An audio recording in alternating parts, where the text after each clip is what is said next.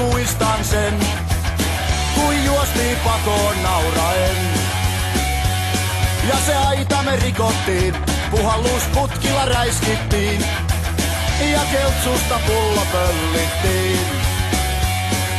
Nurkan takana vedettiin poskisauhuja sun broidilta pöllityistä malpeista.